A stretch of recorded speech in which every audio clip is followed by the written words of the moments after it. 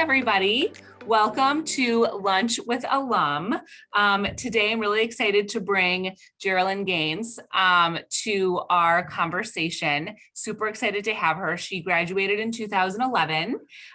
She went to Michigan, and now she works at the Ford Motor Company doing marketing. So we are going to learn from her all about her time at DCDS in college.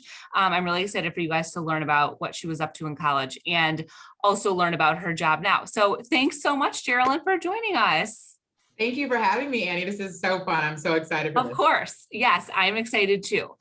So let's just jump right in. I always kind of like to find out who you were in the upper school. So take us back to that time. Bring us into your world. What sports did you play? What activities were you involved in? Were you a theater person? Kind of give us a sense of who you were. Okay, yeah, for sure. So started off at Country Day in the 6th grade, and I know, like, you're kind of pushed into playing sports. And grew up, all of my uncles and my mom, they all played basketball in college. So I started the basketball, but then I started playing volleyball, which I found to be a little bit more of my passion, a little bit more aligned with my personality. And when I was in upper school, I was on varsity volleyball from a freshman until I was a senior.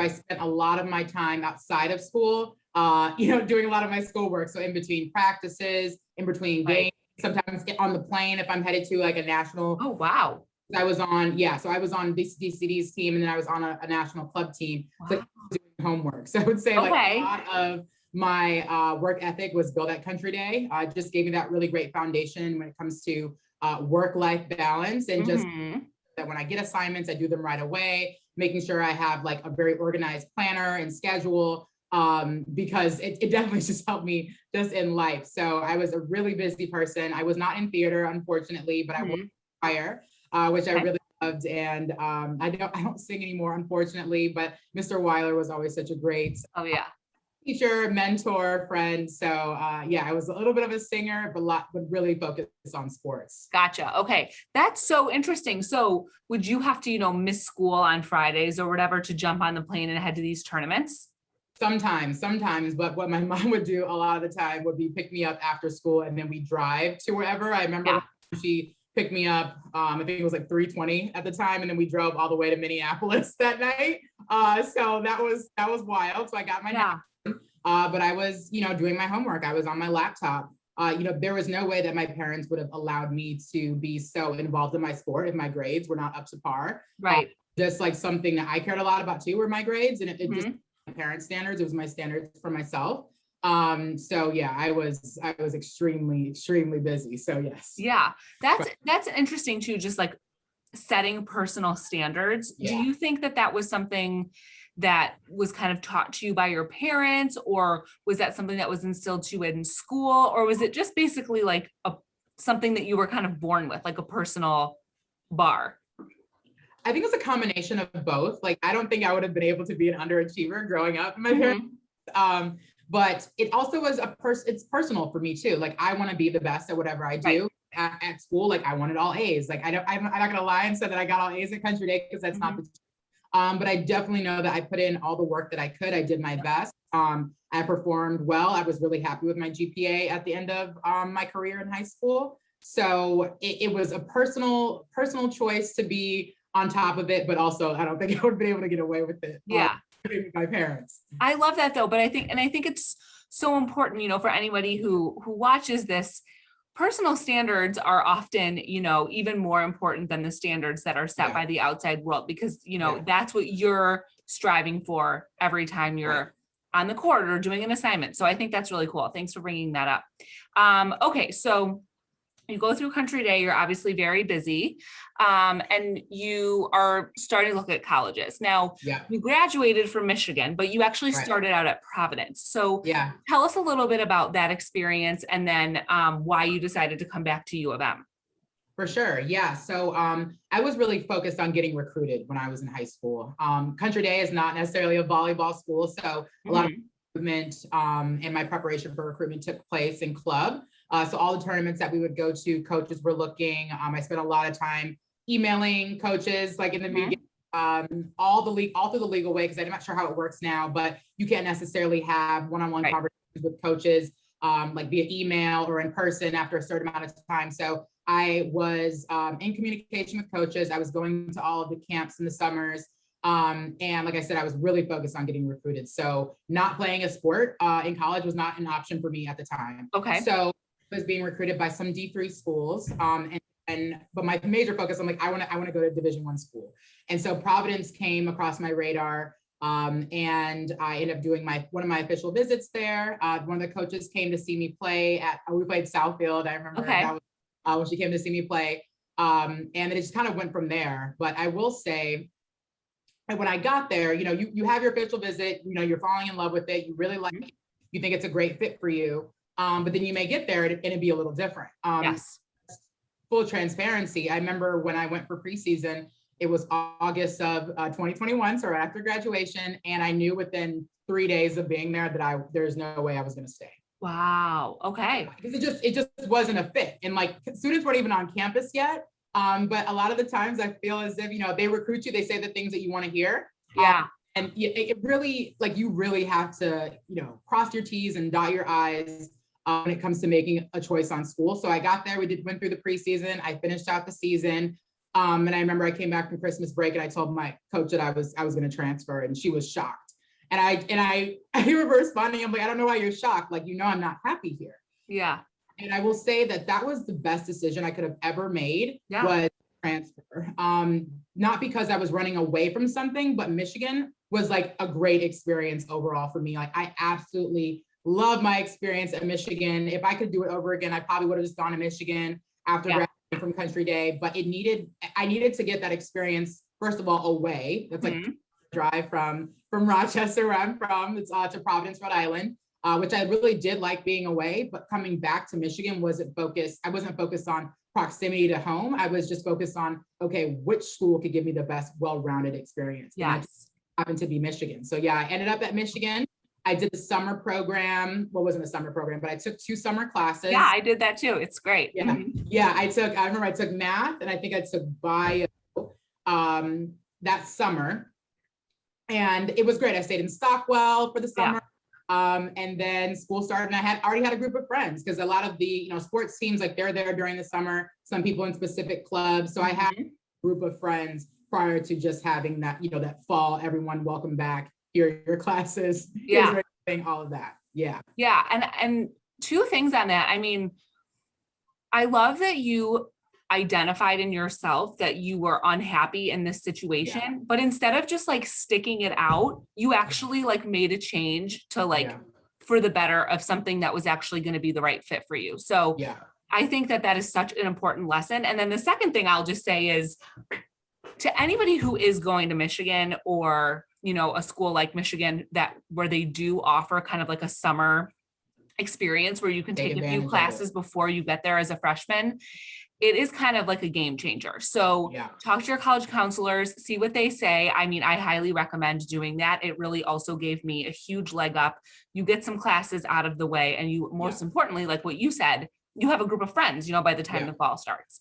Yeah. It changed the trajectory of my life though, Annie. I have to share that. Like, if I transferred from Providence, if I wouldn't have made that, adult decision at such a young age, at the time, like, my life would have just been completely different, and very self-aware. And I know when I'm feeling uncomfortable, and I know when things are not a fit. And I don't want anybody to think that transferring is something that should be negatively. Like, I would not be in the position I am today if I wouldn't have made that decision at 18. And now I'm 8. So just when you know, and you have to make a move. Do not sit there. Do not follow your gut. Yeah, exactly. Yes. I love that advice. Okay. So you're at Michigan now, and I want to talk about your experience there, because you were extremely involved when you were at Michigan. I mean, we have like a lot of mutual friends from some of, those same experiences. So I would love to share a bit about your experience being so involved with the Black Student Union at Michigan, which for students watching is a very, it's a big organization. The Black Student Union at Michigan is very kind of like renowned among Black student unions around the country. And they do what they do very well. So tell us a little bit about why you wanted to dedicate your time there. And then for students who are interested in joining a BSU at their college, either at Michigan or whatever college they are going to be going to, how can they get involved, especially as underclassmen? Yeah, that's a great question. I will say that when I got to Michigan, like after that summer program, I'm like, okay, I have to get involved because it's so easy to get lost in the sauce at such a big school. Like you can choose not to be involved at all over 4 years, or you can, hey, I'm going to take advantage of the resources that are here. So that first week of school back, they had I remember it was like the kickoff barbecue at Multicultural Center. Yeah. SU, and that's where we used to have all of our meetings. And I went there and I just never looked back. Like I was really, really involved, like from the beginning. I sat through the first year, getting the lay of the land, trying to figure out how the organization worked. And then that spring, I ran for it was an e-board, executive board position. I was a secretary. Okay. So that year as a junior, I remember we were sitting in our e-board meeting. We're like, okay, we want to do something big like this, like you said, it's a renowned organization, lots of history there at the U. And like, we want to do something big. So what our group came up with was to start a hashtag. This is like, Twitter was really like popping at this time. I think it's probably still, and it's still popping, but it was just like the height of Twitter. Right. This hashtag, it was hashtag BBUM, which stood for hashtag being Black at the University of Michigan. We're thinking like, okay, like people will tweet about it. But I remember the day that we launched it, we just all started tweeting. It went viral. I remember it well. Yes. It made the news. It was like national news. Yeah. International news. Yeah. Like, it was wild. I remember like with that, we started the hashtag, people were sharing their experiences. Obviously we got some recognition from the university, but that wasn't it for us. We're like, okay, we have this hashtag, people are sharing their experiences. We want the university to make changes. Yeah. One of the major changes that I'll speak to was moving the Trotter Multicultural Center, that center I talked about in the beginning, to Central Campus because it was on far away. Right. Frat row. And it wasn't, there aren't that many, no Black frats really at Michigan have houses. So it was like on white frat row. So a real fitting place for it to be. So one of our demands, and we were having weekly conversations with, our senior administrators about what we wanted and how we wanted to make the U more inclusive for Black and Brown students. And that one was major. They actually, April 2019? They moved Trotter. Well, I guess they didn't necessarily move it, but the institution to Central Campus. So right now it's right across from Angel Hall. It's a beautiful new facility. Awesome. You really can't miss it. So that was really, really important to us to make sure that came to fruition. But then my senior year, I was the vice speaker of the BSU. So a lot of that year was spent, trying to make sure that we are following up on all of our promises and all the commitments that the U had made to us to make it more inclusive. So I will say that I felt as if we did leave like a really positive impact on the university. And it's kind of crazy. I don't really like to talk about it, but it's super exciting for me because I wasn't able to be there for the reveal, but my picture with my e-board is like when you first walk into Trotter Multicultural Center, our picture is there because these conversations, like these things really started happening when we brought them to the forefront. Like obviously other organizations were involved in it. We had to get a lot of signage, a lot of people signing off on it. It was really us who really started the conversation. So it's something that it's probably one of the most things I'm most proud of is that impact. And I was also really involved in Central Student Government. I was a representative for Literature, Science, and the Arts. Okay. It was great too. Lots of work, Lots of work because you have to like campaign and run for that office. Yeah. Yes. So I was campaigning. I was all on Twitter, Facebook, and that was fun. But that was my first time, I think, really running in an election. It was hectic. It was good. And I enjoyed that experience as well. That's awesome. So I know you kind of talked a little bit about, when you found out about BSU and how to get involved at Michigan. But so as you might know, Country Day has a Black Student Alliance that is relatively like newly formed in the past 2 years. So what suggestions do you have for students who are, in the BSA right now, who are thinking about like wanting to continue their leadership in that way in college? Like, what should they look for? Who should they look for? How should they like go about getting involved? Yeah, well, first of all, super impressed that we have BSA. So cool. That's amazing. I want to learn more about that, Annie. That's great.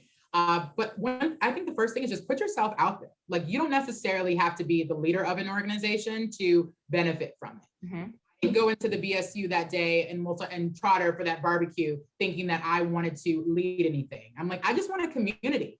And you will really not have a community unless you're coming from a school, you know, where all your friends are going to the same college. But you not even, let me say that, even if you have that, that's not, you want to make new friends. You want to have a community. You want to expand your network. Totally. You know, so I know at Michigan, they have like a list of organizations that are at Michigan. Just start going to their mass meetings. Like that's how it starts. You go to their mass meetings, like, and you don't have to be Black to be part of the Black Student Union. I mean, we had non-Black members. Like I remember people would invite me to Hillel every single for Shabbat dinner, and you know, for sure. Things like that you're able to have the ability to do at such a large school. And even if it's on a smaller scale, it's just super impactful for like your development, your personal and professional development. Like, corporate sorry. So people will be looking, like your future employers will be looking at your resume and see like, what did they do in college? Did they just, you know, sit and get really good grades, or were they involved? Like, did they lead an organization? Were they a member of a different organization? You have to be a well-rounded student and take all of what you learned at Country Day about being well-rounded and just let that like push you through your undergraduate experience, because it's going to help you with your development as a person. I love that. And, you know, even talking about like going to Shabbat dinner, I mean, that's another great thing. Like, don't say no to like doing something new in college, like in terms of like learning about like different people or things like that. So I love that. I love all of that advice. I think it's great. And I actually did not realize that you were like on like the ground floor of BBUM. I mean, that is really cool. That's really, really cool. Yeah. Okay. It was an amazing experience. Yeah. Such amazing experience. We're gonna have to bring you in and like talk specifically about that sometime. Love to. Okay. So you graduate from Michigan. So sad. Graduating from Michigan was like the worst day of my life. I know. It was terrible. I miss it. I miss it. Terrible. Okay. So walk us through your first role at Ford, because just from what we were talking about earlier, what you were doing seems like a great way for someone to learn the ropes of a company. So tell us a little bit about that. And you were in New York as well, right? Yeah. And I want to preface that a little bit though, Annie. So I interned with Ford going into my senior year. So as a rising senior, I went to the Houston region office where I was a sales intern. So I was there for the summer, and then after I had my presentation, they offered me the full-time job. Okay. But full transparency to everyone, I was at Michigan thinking that I wanted to be an attorney. Like my grandfather has his own practice in downtown Detroit, and I had interned for him the last few summers, and I'm like, okay, I think I want to go to law school. Okay. I remember I went to Houston. I actually found out while I was in Houston, I was practicing like Bikram yoga, and I was having like issues with my breathing afterwards. Like I just would have like these palpitations and it was kind of painful. I remember my parents came down to visit me and they were like, okay, like we need to go to urgent care because it seems like you're not doing well. I got actually like pull over on the side of the road one day because I breathe.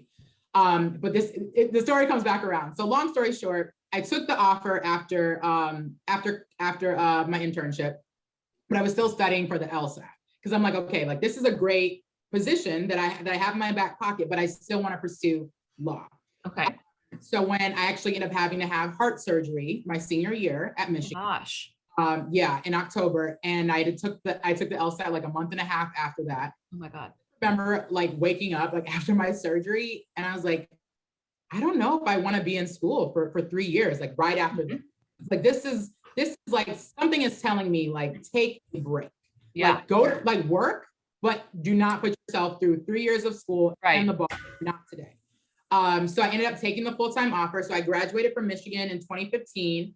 And I don't regret it at all. I started at Ford that June. So I started in June. I was in training for 6 weeks out in the New York region office, which is right outside New York City in North Jersey. And the role is called, they call it the FCG program. So Ford College Graduate. But it's for a zone manager position. So a zone manager is basically a consultant to dealers. So you have a sales rotation and then you have a service rotation. So in sales, you're actually wholesaling the vehicles from Ford, from the manufacturer to the dealers. So like trying to convince them that they need, let's say, Mr. Dealer, like let's say you have 100 F-150s to sell. You try to give them 100 F-150s and they say, oh no, Geralyn, like we don't need 100. And then like my sales story is like, here is why you need 100, and you have like your data and whatever. So it's sales. And then Okay. on the C side, the customer service division side, it's similar, but it's more like brakes, batteries, and tires, and then customer experience. So one thing that we were really pushing at the time was the works package. So a lot of people do not like to wait more than, let's say, more than a half hour for an oil change. But we committed to, okay, we can get you in and out with an oil change, tire rotation, and multi-point inspection within an hour. So customers come into a Ford dealership, they are expecting to be in and out within an hour. So if that's not happening, or if that is happening, like we get to see that because we get to read customer surveys. So we are always taking the feedback from the customer in order to figure out our opportunities and then promote an even better experience for them. So it's like you have that rotation in sales, you have it in service. And then most recently, before I got this job, before I moved back here, I was in business development for FCSD. So focus on our sales, focus on our customer experience, but I was more of like doing a lot of the strategy and like a lot of behind the scenes work. I wasn't calling on dealers anymore. But I also want to share with you all. So calling on dealers means that you may be in a hotel 4 nights a week. Like when I first got to Ford, I was located in the Albany region. Like that was my region. So Wow, I would leave my house days. Yeah, I have my home office day on Monday. Then I drive up to Albany. Then I'd be in hotels up until Friday, and then come back home. And it's not standard for every single person. But when you get placed, you could be put anywhere. Like I have a really good friend who was out of Seattle, and she had like the Montana zone. So she was in Montana. Wow. Okay. Yeah, really crazy. Yeah. Yeah. So I mean, but it's not standard. Like I said, sometimes you have like a metro zone. So like Metro Detroit or like Metro Chicago. But the thing about Ford is that we have offices everywhere. There are 21 regional offices across the country. So you have a lot of opportunity to live somewhere else, to experience another part of the country. Company can just take you so many places. Like I have just gotten to this position now. I'm in global digital marketing and media. So I've had 4 positions now in the last 6 years. And they make it really easy for you to move around. Like there are so many opportunities within such large corporations. And I feel like really blessed to be back here. And because they always say this in the field, they're like, all roads lead to Dearborn. And that's so true. So it's like, that's so like funny. Yeah. I love that. And I think it's, I'm sure it was really actually challenging to stay in a hotel for 4 nights a week. I think, that is very often glamorized. That is a very difficult work. But I'm sure that you learned a ton from doing that. It just probably set you up for a lot of really good lessons that I'm sure you apply now. Yeah. I mean, Annie, that had to been like, I loved what I did then. I knew like I was doing, you pay your dues, you're new, you have to go to the zone that, that's not necessarily desirable, but I was there for a year. And I remember when it was coming up on a year and I was like, okay, like I can't, I'm not sure how much longer I can do this. Right.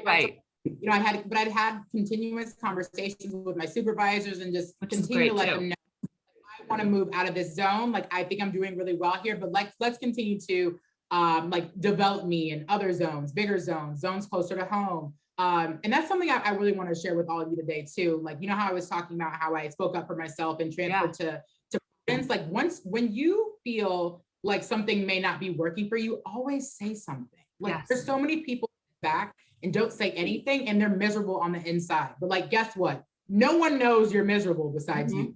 And you have to live with that every single day. So like when I was starting to get a little crazy for me, and I was like, okay, I'm really starting to miss not being home. Like my friends are living it up in the city, going to happy hour in a hotel, 3 hours away. Continue to have those conversations with my boss. And eventually I was out of there. And then I got a metro zone and I was never overnights again. So it worked out.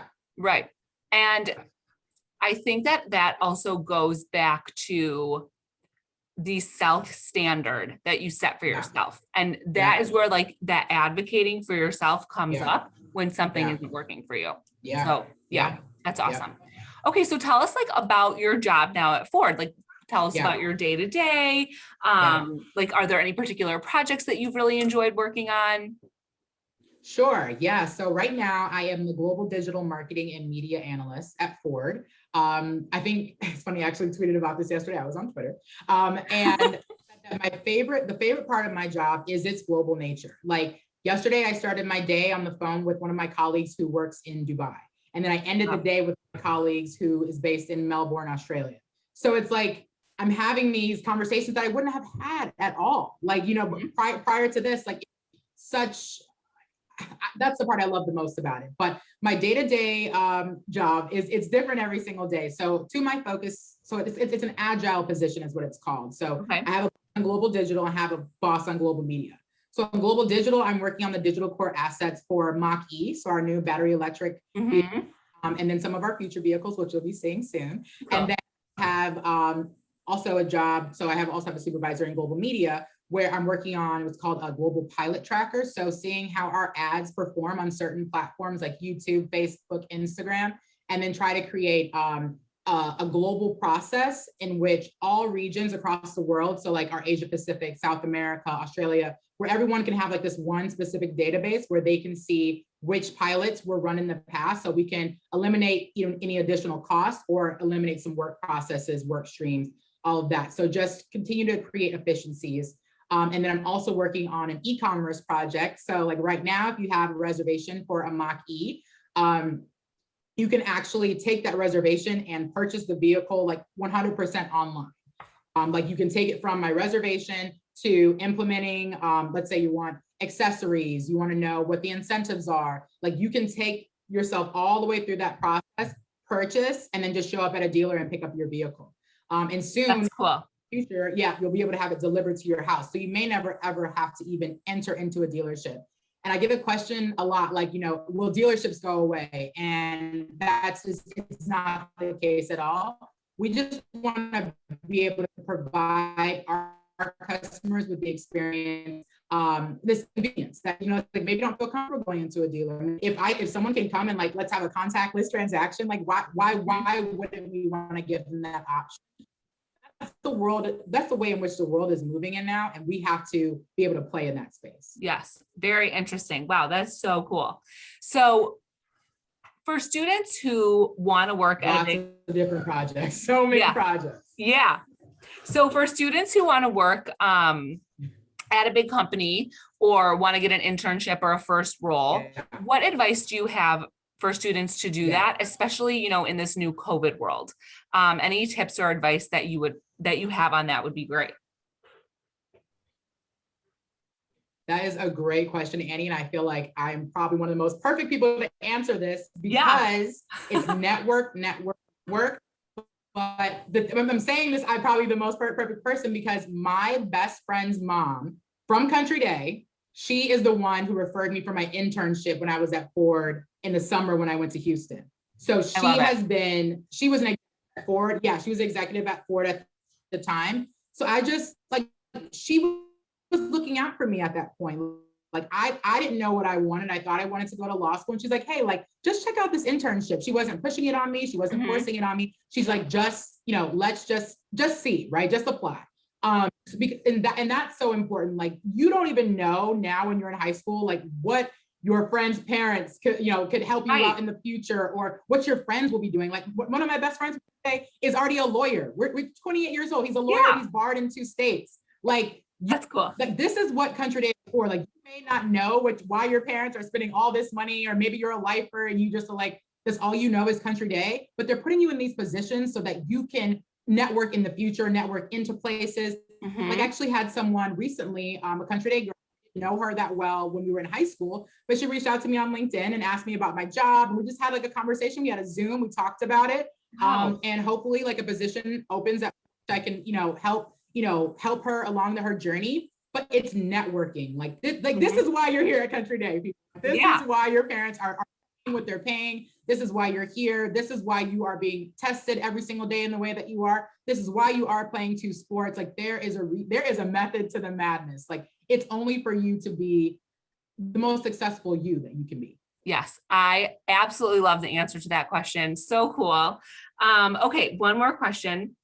So, yeah, for sure. And I feel like maybe, you might have just said a little bit about the answer, but sitting where you are today, what advice would you give to your 12th grade self? That's a good question. I would say be open-minded, because when I was in 12th grade, I told you I wanted to play volleyball. Like that was it for me. I applied to Providence because that's where I was going. But looking back, I wish I would have entertained just applying to is always a great idea. And just don't be focused, like don't have that one track mind, like be open-minded, be open to the advice that you may not want to hear from your parents or their friends, because you just never know what opportunities are just going to come across your desk. So yeah, just don't be so focused on your own vision that you're unwilling to listen to people who may have a little bit more wisdom. Because I think, I tell my parents now about my, my experience going from Providence to Country Day, to Michigan. And they're like, we try to tell you, you didn't have to play a sport in school. You did not have to play a sport. You could have, they say that all now, but it was my journey. It was my experience, to learn from. But looking back, I would have been a little bit more open-minded for sure. Right. Well, that is great advice. Thank you so much for doing this today, Geralyn. This was so fun. Thank you, Annie. I loved it. It was great. I really hope we can bring you into school in person sometime soon. I think that would be awesome. Yes. But very much appreciate it. And if students want to reach out to you to learn more about you, can they do that? Is there a good email for them to reach you at? Yeah, for sure. It's GeralynGames@gmail.com. Okay. And I can also help students find you. So thank you so much. Perfect. Okay, talk to you soon. Thank you, Annie. This was of course.